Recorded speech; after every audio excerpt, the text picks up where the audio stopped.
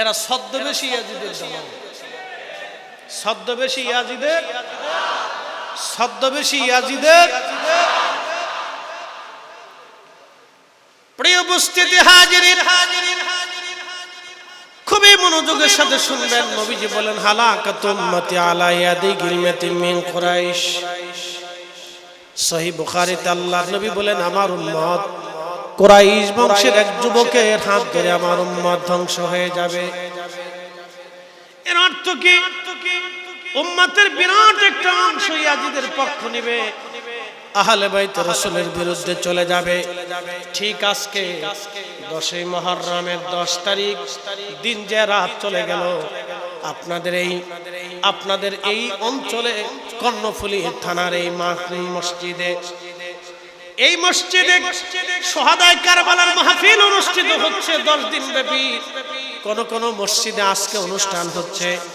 বাংলাদেশের হাজার হাজার মসজিদে শহাদায়ে কারবালার স্মরণে মিলাদ মাহফিল হচ্ছে। ঠিকই আবার বাংলাদেশের হাজার হাজার মসজিদ আজকে রাত্রিবেলা তালা মেরে রাখা হয়েছে। আমার দিকে তাকা।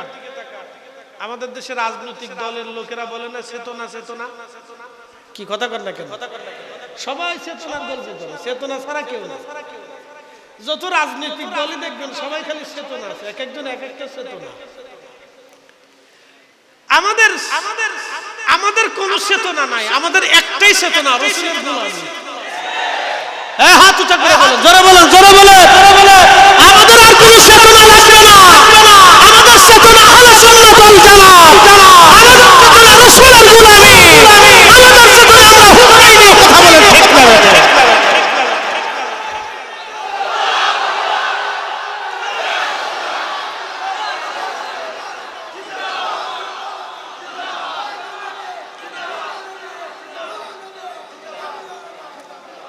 আমাদের চেতনা একটাই, কথা ঠিক আছে কিনা? ঠিক আছে কিনা? জীবনে বহু চেতনা দেখছি, চেতনা দেখতে দেখতে আমরা সেইতে গেছি, চেতা শেষ, আমরা আর চেতা দেখা লাগবে না। বহুত চেতনা দেখছি, চেতনার গল্প শোনাই আমাদের পকেট খালি করা, এদেশে দুর্নীতি করা, অসহায় মানুষের রক্ত চুষা, গরিবের রক্ত নেওয়া, শ্রমিকের ঘাম শুকানোর আগে রক্ত চুরি করা। চেতনা দেখতে দেখতে চেতনার ব্যবসা শেষ হয়ে গেছে। আমরা আর চেতনা দেখার দরকার নেই, বহু চেতনা দেখছি। প্রিয় উপস্থিতি হাজিরিন, মনোযোগের সাথে কথাগুলি শুনবেন। বিষয় দিয়েছেন কারবালা, চলে যাব আমি। প্রশ্ন হলো ইমাম হুসেন রাদিয়াল্লাহু আনহু কেন শহীদ হলেন? সেই দিন যদি ইয়াজিদ নামক জালিমের সামনে তিনি মাথা নত করতেন, ইয়াজিদ নামক কাজ্জাবের সামনে তিনি মাথা নত করতেন, ইয়াজিদ নামক ফাসিকের সামনে যদি মাথা নত করতেন, ইয়াজিদ নামক মুনাফিক বেঈমানের সামনে যদি সেই দিন মাথা নত করতেন, তাহলে আজকে আমার নবীর উম্মত কিয়ামত পর্যন্ত মিথ্যার সামনে মাথা নত করে থাকতেন। হযরত ইমাম হুসেন শিক্ষা দিয়ে গেলেন নানার উম্মত জালিমের বিরুদ্ধে মাথা নত করবে না, মিথ্যার বিরুদ্ধে মাথা নত করবে না, আর ফাসিক বেঈমান মুনাফিকদের সামনে মাথা নত করবে না। ইনসাফের জন্য, ন্যায়ের জন্য, হকের জন্য, নানার দেওয়া কালেমার জন্য, নানার দেওয়া ইসলামের জন্য মাথা উঁচু করে তোমরা থাকবা। সাবধান, কোন অপশক্তির সামনে মাথা নত করবে না। সেই ইসলামের নাম হচ্ছে আহলে সুন্নাত ওয়াল জামাত। বুঝতে কি কোনো অসুবিধা?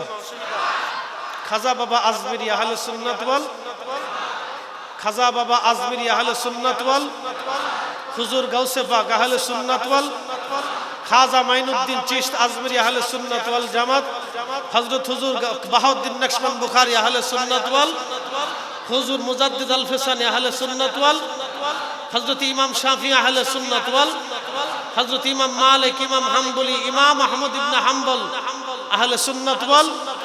পৃথিবীর যত ওলিরা আছেন সবাই আহলে সুন্নাত ওয়াল। তো ওলিদের দল আল্লাহর দল, আল্লাহর দল অলির দল, অলিদের দল হিজবুল্লাহ, হুমুল গালিবুন, এটা বিজয়ী দল।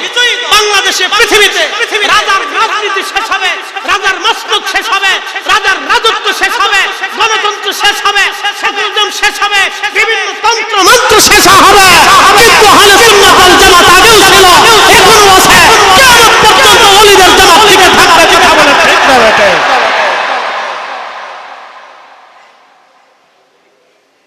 এমন এক জামাত করেন যেই জামাত কিয়ামতের ময়দানে সাক্ষী দেবে, এমন এক জামাতের সদস্য হয়ে যান যে জামাত কিয়ামতের ময়দানে সাক্ষী দেবে।